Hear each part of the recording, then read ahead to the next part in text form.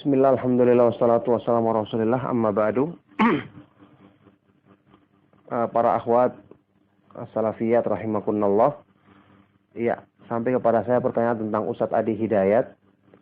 Ya, para ustadz salafi, ustadz sunnah telah mempelajari orang-orang yang muncul dan dinisbatkan sebagai penceramah atau dai, ya, Adi Hidayat dan yang lainnya, di antaranya ustadz kita yang membahasnya di grup ustadz, ya, Ustadz Badrul Salam, Ustadz Zainal Abidin, saya sendiri, kemudian Ustadz Ahmad Zainuddin, ya, dan para ustadz yang lain yang punya grup, termasuk Ustadz Abu Haidar, ya, dan yang lainnya, hafizahumullah. Dan orang ini dinyatakan manhajnya bermasalah, ya, bukan dilihat dari kemampuan dia, katanya menghafal Al-Quran dengan ayatnya, atau menghafal hadis dengan nomor-nomornya. Kalau cuma sekedar itu gampang dilakukan, karena sekarang di komputer semua ada. Cuma saya perlu sampaikan, Syekh bin Baz rahimahullah ta'ala, ya, ulama besar, Syekh Al-Albani rahimahullah ta'ala, Syekh Abdul Muhsin Al-Abbad, Syekh Ibnu Utsaimin, ketika menyebutkan Al-Quran tidak pernah menyebutkan nomor ayat, karena mereka hafal semua Al-Quran. Orang yang hafal Al-Quran tidak pernah sebutkan nomor ayat, karena mereka mengetahui, para penuntut ilmu gampang mencari hal tersebut, apalagi sekarang ada indeks. Hadis-hadis kalau masalah nomor, kalau kita menulis, kita akan sebutkan, karena ceramah sama dengan berbeda dengan tulisan. Kalau kita menulis, kita akan sebutkan nomor karena kita merujuk. Adapun kalau kalau hadis dihafal, itu rata-rata para ulama tidak menyebutkan nomor karena mereka sudah tahu ini ada dalam Sahih Bukhari, ini dalam Sahih Muslim. Nah, untuk mengetahui seorang itu hafal atau tidaknya dilihat dari cara waktu ditanya. Kalau dia mengisi pengajian, dia akan mempersiapkan diri, gampang menghafal seperti itu. Apalagi cuma untuk sekedar daya tarik. Yang jelas, masalah menghafal nomor ayat atau menghafal nomor hadis itu para ulama tidak pernah melakukannya. Apakah orang ini lebih hebat daripada Syekh bin Baz? Ya, lihat tulisan ceramah-ceramah Syekh Utsaimin, ya, Syekh Abdul Muhsin Al-Abbad, Syekh Ibrahim Ar-Ruhaili yang sering mengunjungi kita, Syekh Ali Hasan, Syekh Sulaiman yang dikatakan sebagai ahli fikihnya di Madinah. Lebih hebat dari mereka-mereka ini. Mereka tidak pernah menyebutkan nomor ayat ketika menyampaikan ceramah. Lagi pula yang begini bukan hal yang istimewa, biasa. Cuman karena ada orang-orang yang tidak paham, tidak pernah dengarkan, tidak hafal Al-Quran, sekali disebut seperti ini, saya langsung kagum-kagum luar biasa. Yang jelas, ini bukan masalah sebenarnya. Orang mau menyampaikan Al-Quran dengan nomornya, hadis itu tidak ada masalah. Cuman orang ini pemahamannya rusak. Tidak direkomendasikan oleh para ustadz yang telah meneliti tentang ceramah-ceramahnya. Apalagi hukum asal-usulnya. Ingat, disinilah, ya, anti semua itu harus paham manhaj dalam menuntut ilmu. Menuntut ilmu itu beda dengan menerima orang yang ingin baik, kita terima, kita sangka baik kepada dia. Tapi untuk menjadi pengajar dan sumber ceramah, itu bukan dinilai dari sekedar, oh saya tahu dia hafal Al-Quran begini. Itu orientalis, ya, perusak Islam, rata-rata hafal Al-Quran. Hafal hadis Rasulullah SAW. Nanti harus tahu, ya, ada yang namanya orang orientalis dari Eropa, namanya Wensing. Itu dia sampai pernah membuat, ya, indeks hadis-hadis Rasulullah SAW untuk memudahkan kita mencarinya. Dia membuat dan dia sembunyikan untuk dia sendiri dalam tujuan untuk merusak Islam, mencari hadis-hadis yang nanti akan dikesankan Islam itu bertentangan, Islam itu rusak. Yang kemudian salah seorang ulama berhasil mendapatkan dari dia, ternyata dari sekian banyak buku hadis, dia bisa membuat indeksnya, kayak semacam cara pencari dengan lafaz hadis. Itu luar biasa, berarti dia kuasai semua buku-buku hadis tersebut. Apakah dengan ini berarti dia hebat? Namanya Wensing, orang orientalis. Mereka-mereka ini hafal Al-Quran. Ada di Mekah yang namanya Alawi Al-Maliki yang dikatakan oleh Syekh bin Baz, togutnya Mekah, orang sufi terkenal. Suka mengajak manusia menyembah dirinya. Ya, bersembunyi di Mekah sana karena ada sebagian orang-orang yang petinggi kerajaan yang mungkin di keluarganya melindungi dia. Ini kalau menulis hadis, keluarkan dengan tahrijnya semua. Dia tahu sumber-sumbernya, dia sebutkan nomor-nomornya, luar biasa. Apakah ini kita katakan dia sebagai orang yang baik, padahal dikatakan oleh Syekh bin Baz sebagai togutnya Mekah? Jadi adalah kebodohan kalau kita menilai, ya, seseorang yang hanya kita dengar dari ceramahnya, kita dengar dari ininya. Emangnya Anda dengar semua ceramahnya? Ya. Kemudian, apakah Anda itu tahu bahwasanya dia itu punya pemikiran yang disampaikan lewat ceramahnya atau menggiring opini kepada pemahaman tertentu? Apakah Anda paham ini? Anda tidak paham. Para ustadz telah meneliti dan para ustadz yang ada di Multaqo Duat, yang saya katakan tadi nama-nama mereka telah meneliti dan telah menyimpulkan bahwa ustadz ini bermasalah.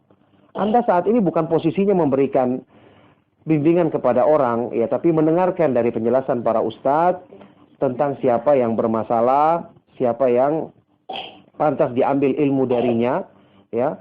Inilah metode Ahlus Sunnah wal Jamaah yang juga pernah saya kirimkan artikel berdasarkan pernyataan Muhammad ibnu Sirin, inna hadzal ilma dinun fanzuru amman ta'khuduna dinakum. Sesungguhnya ilmu agama ini, ilmu agama yang kamu pelajari adalah agamamu, maka lihatlah dari siapa kamu mengambil agamamu. Saya sudah pernah sebutkan juga, Imam Malik menyebutkan bahkan ratusan orang-orang soleh yang tinggal di dekat Madinah yang selalu beribadah di Masjid Nabawi, tidak ada seorang pun yang diambil ilmu dari mereka karena mereka bukan ahli hadis. Ini saya nukilkan semua dalam tulisan yang mungkin pernah juga di-share di grup ini, ya. Lihatlah dari siapa kau mengambil ilmu agamamu, juga ada ceramah saya tentang masalah itu, supaya kita mengetahui beda antara kita mengajak orang berteman, sama-sama saling menasihati, kita bersangka baik sama dia, tapi menjadikan orang guru, ini punya level tersendiri. Orang yang menjadi guru agama itu bukan cuma orang yang soleh, bukan cuma orang yang kuat hafalannya, tapi harus benar manhajnya. Kita tahu asal-usulnya dalam menuntut ilmu, ya, bukan sekedar pandai berbicara atau menampakkan sesuatu yang kita katakan tadi hafal sampai mengetahui ayat Al-Quran dengan nomor-nomornya. Ini para ulama tidak melakukannya. Apakah dia mungkin bisa dikatakan lebih pintar dari para ulama? Para ulama tidak melakukannya. Standar yang dikatakan ilmiah itu adalah kalau dia sebutkan Al-Quran, ya, sebutkan lafadznya, benar pelafatannya, kemudian dia menukil tafsir dari para ulama Ahlus Sunnah wal Jamaah, benar penukilannya, antum buktikan atau anti semua buktikan ketika dia menukil mana tafsir Ibnu Katsir, saya melihat anti buktikan. Nah, sekarang ini anti kan tidak pernah membuktikan apa-apa, cuma dengar-dengar saja, ya.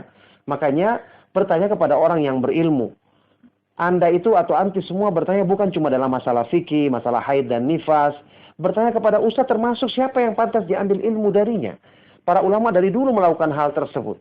Ya, sebagai seorang ahlu sunnah atau salafi, ikut manhaj salaf, bukan mengikuti manhaj hawa nafsu kita sendiri-sendiri, pertimbangan kita sendiri-sendiri dalam menuntut ilmu. Barakallahu fikum. Ini jawaban saya tentang ustaz atau yang disebut dengan Ustaz Adi ini atau yang lainnya, ya. Ada hal-hal yang banyak tersebar di masyarakat, tersebar di kalangan salafiyin, ustaz-ustaz yang bermasalah tersebut tidak dirujuk kepada para ustaz yang telah mengetahui keadaan mereka, akhirnya kacau keadaannya, dan mereka-mereka ini ada yang sudah dihubungi, dinasihat, tapi tidak berubah. Sehingga begitu seperti itu keadaannya. Makanya untuk menilai seseorang sebenarnya bisa kita bertanya dalam masalah-masalah manhaj kepada dia. Contohnya, kalau ingin menilai seorang ustadz, tanyakan bagaimana tanggapannya terhadap demo, bagaimana tanggapannya terhadap kelompok-kelompok yang menyimpang, akan kelihatan penilaiannya. Ya, akan kelihatan manhajnya yang sesungguhnya. Itulah cara menilai manhaj pemahaman seorang untuk dijadikan patokan apakah pantas diambil ilmu darinya atau tidak. Semoga Allah Subhanahu wa taala menjaga kita semua dalam kebaikan. Demikianlah, sallallahu wasallam wa barak ala nabiyina Muhammad wa ala alihi wa sahbihi ajma'in. Walhamdulillahirabbil alamin.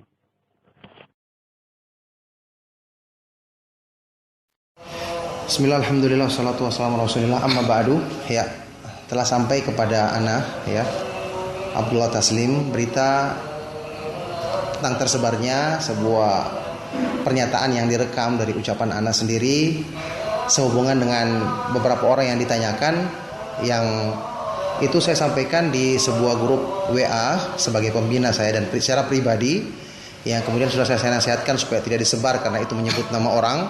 Tapi qadarullah terjadi ada orang yang menulis dan memprovokasi dengan menambah-nambahkan itu sebagai dari Radio Roja yang mesti benar, mesti tidak mungkin salah. Ini tidak mungkin dikatakan oleh seorang muslim yang berakal, apalagi yang kenal agama, ya. Tidak ada maksud untuk menjelaskan seperti itu. Penjelasan saya tadi adalah dalam hal menerapkan kaidah ilmu kepada siapa kita mengambil ilmu. Orang yang kita kenal, ketika ditanyakan kepada saya dan saya menukil para ustadz yang lain juga yang tidak mengenal, maka kita katakan kami tidak kenal. Kalau orang itu kita terima sebagai teman kita, sebagai orang yang kita anggap sebagai saudara, kita terima. Tapi untuk mengambil ilmu itu harus orang yang ahli, harus orang yang ahli. Sama kalau kita ditanyakan misalnya, ya, kita ingin berobat kepada seseorang tetangga kita yang baik, tentu kita tidak akan datang berobat hanya karena dia baik, kan? Harus dia ahli dalam hal ini, dia benar-benar menguasai ilmu kedokteran, benar-benar dia sudah resmi dapat izin untuk buka praktek. Itu maksudnya. Adapun orang yang tidak kita kenal, mungkin kita anggap dia baik, mungkin kita anggap dia ramah, tapi tidak mesti itu kita jadikan sebagai tempat untuk jadi rujukan dalam bidang ilmu tertentu. Itu yang saya tekankan di akhir, yang kelihatannya itu kemudian dipotong dan tidak disebarkan. Ya, kemudian apalagi menyebutkan nama tokoh tertentu yang saya sempat contohkan, memang saya contohkan dengan menukil ucapan ulama yang ada di Saudi. Dalam hal ini Syekh bin Baz rahimahullah taala, yang itu bukan tujuannya untuk menjelek-jelekan tokoh, tapi ketika terjadi perdebatan di antara para ulama, ada orang yang dinilai seperti itu oleh para ulama kita.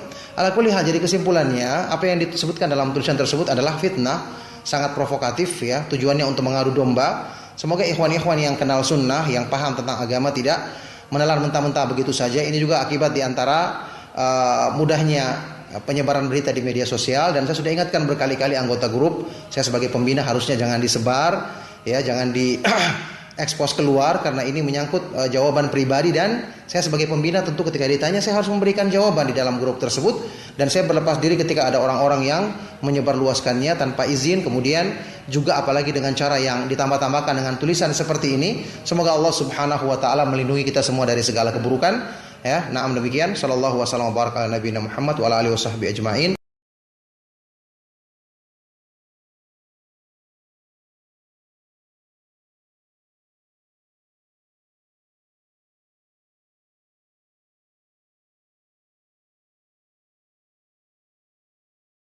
Bismillahirrahmanirrahim. Assalamualaikum warahmatullahi wabarakatuh. Alhamdulillah, wassalatu wassalamu ala rasulillah, wa ba'd. Saudara-saudariku, dimanapun Anda berada, hari-hari ini seperti diketahui, kita mendapati satu pernyataan yang menyoal tentang pribadi dan manhaj kami dalam berdakwah di lingkungan kita bersama. Dengan ini kami ingin menyampaikan kepada kita semua bahwa pernyataan dimaksud yang kemudian menjadi ramai dibincangkan dan disikapi dengan sikap-sikap berbeda, ada yang positif tapi tidak sedikit juga yang mengandung hal-hal yang harus kita sikapi dengan bijak. Untuk itu kami ingin mengajak kepada teman-teman semua agar kita menyikapi persoalan dimaksud dengan sikap yang bijak, santun, baik, tidak saling kemudian menjatuhkan, mencelakai, mencela satu dengan yang lainnya.